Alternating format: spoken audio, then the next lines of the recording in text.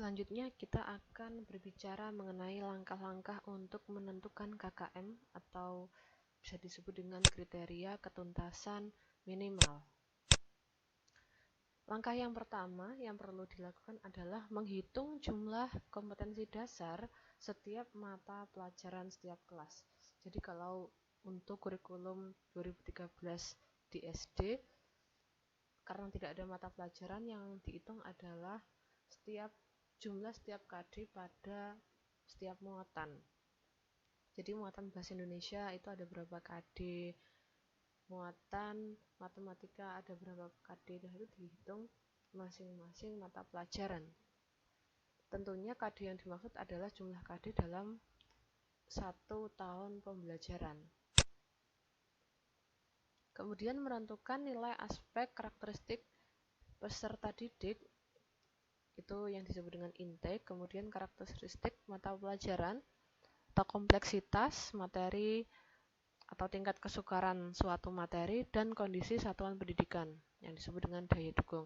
Ada 3 hal yang perlu dipertimbangkan dalam menentukan KKM, yaitu ada intake, kompleksitas, dan juga daya dukung. Nah, aspek kompleksitas ini berhubungan dengan semakin kompleks atau semakin sukar suatu KD, maka nilainya semakin rendah. Berarti jika nilainya rendah, itu berarti semakin kompleks. Kemudian aspek daya dukung itu berhubungan dengan semakin tinggi sumber daya pendukung, maka nilainya semakin tinggi. Saya jelaskan terlebih dahulu mulai dari yang kompleksitas tadi. Suatu materi dikatakan kompleks itu adalah tingkat kesulitan dari masing-masing mata pelajaran atau tingkat kesulitan dari masing-masing muatan pelajaran yang dapat ditetapkan antara lain melalui expert judgment guru mapel atau suatu pertimbangan khusus dalam musyawarah guru kelas terkait dengan muatan-muatan tertentu pada tingkat sekolah maupun tingkat guru dalam satu gugus, dengan memperhatikan hasil analisis jumlah KD, kedalaman KD, keluasan KD, dan perlu tidaknya pengetahuan prasyarat. Pengetahuan prasyarat itu misalkan ketika seseorang mau belajar berkalian, nah pengetahuan prasyaratnya kan siswa harus paham betul tentang konsep penjumlahan berulang seperti itu. Kemudian untuk aspek daya dukung. Jadi daya dukung di sini itu berkaitan dengan kondisi suatu pendidikan atau kondisi suatu sekolah. Dalam menentukan KKM, daya dukung itu bisa meliputi yang pertama adalah dari kompetensi pendidik dan tenaga kependidikan sesuai dengan keahlian. Maksudnya adalah keahlian guru, kompetensi guru sebagai pendidik itu seperti apa. Kemudian yang kedua adalah ditinjau dari jumlah peserta didik dalam satu kelas. Kemudian yang ketiga, prediksi akreditasi sekolah. Yang keempat, kelayakan sarana prasarana sekolah. Yang kelima, biaya manajemen sekolah. Dan yang keenam adalah komite dan stakeholder sekolah yang berperan dalam pendidikan. Jadi daya dukung ini bisa dikatakan merupakan aspek-aspek yang mendukung dalam suatu komunitas sekolah itu. Bisa dikatakan dengan kualitas sekolahnya seperti apa. Nah, semakin tinggi sumber daya pendukung, maka nilainya semakin tinggi. Jadi semakin tinggi kualitas sekolah, termasuk pendidik, guru, dan tenaga kependidikan, itu berarti nilainya semakin tinggi. Kemudian aspek intake, di mana aspek intake itu merupakan aspek karakteristik peserta didik, di mana dalam hal intake ini ada beberapa hal yang perlu diperhatikan, seperti dilihat dari rata-rata nilai rapot SD. Jadi rata-rata nilai rapot siswa pada semester sebelumnya itu seperti apa, itu dipertimbangkan. Kemudian nilai ujian sekolah itu seperti apa, nilai siswa ketika kenaikan sekolah itu seperti apa, maupun kalau misalkan ada data nilai seleksi siswa ketika akan masuk sekolah, itu juga bisa dijadikan pertimbangkan dalam aspek maksud saya dalam aspek intake ini. Nah, dalam tabel ini dijelaskan bahwa untuk aspek kompleksitas itu nilainya tinggi itu apabila nilainya lebih rendah, jadi di bawah 65. Kemudian sedang dalam kisaran 65 sampai 79, rendah 80 sampai 100. Kemudian jika daya dukung ini hampir sama dengan intake siswa, di mana semakin tinggi nilainya berarti semakin tinggi skala penilaian atau kriterianya. Jadi kalau misalkan nilainya 100 itu berarti tinggi, kalau nilainya 65 rendah. Berbeda dengan kompleksitas tadi, kalau 65 itu nilainya tinggi, kalau 100 itu nilainya rendah.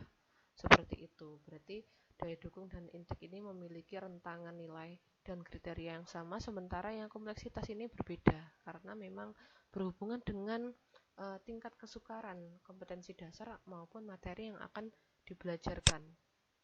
Selanjutnya kita berbicara tentang langkah untuk menentukan KKM. Yang ketiga adalah menentukan KKM setiap KD dengan rumus berikut.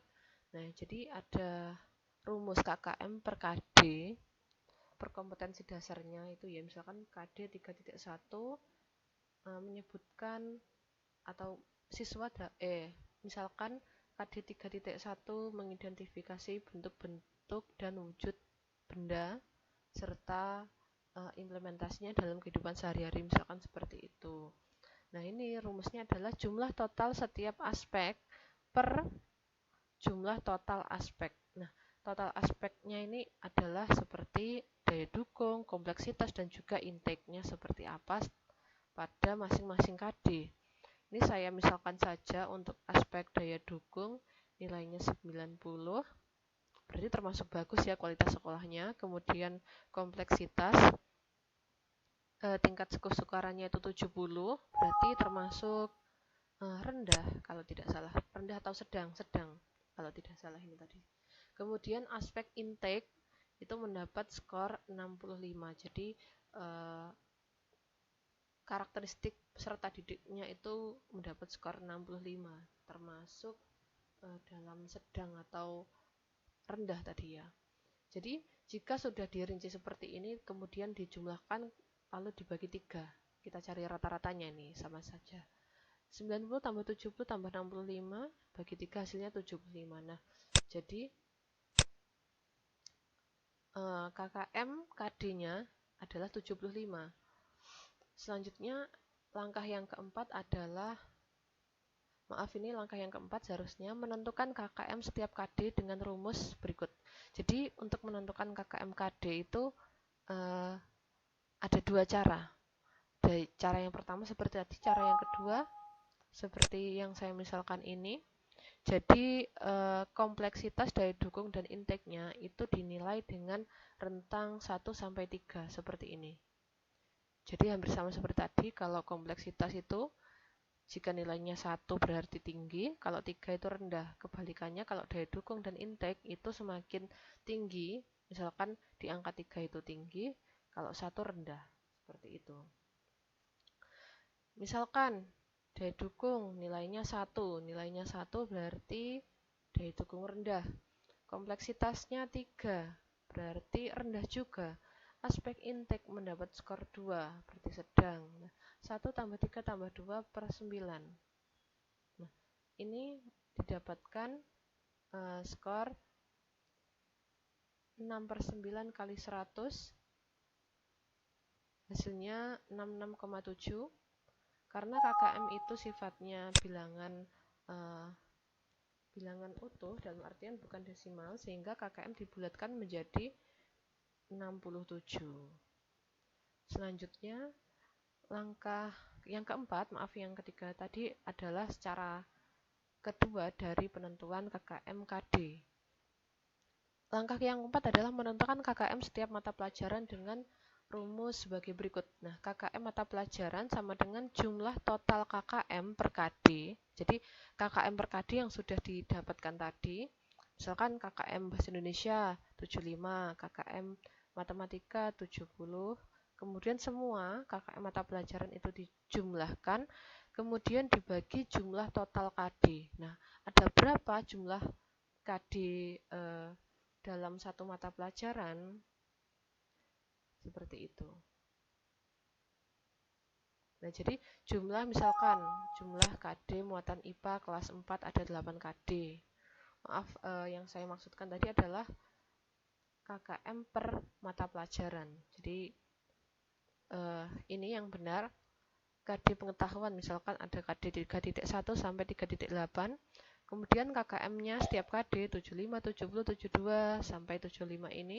Caranya untuk menentukan KKM mata pelajaran adalah dengan menjumlahkan KKM setiap KD semua ini, kemudian dibagi jumlah KD. Jadi ada 8 jumlahnya, sama dengan ini diperoleh hasil 72,87 karena harus bilangan bulat, tidak boleh desimal.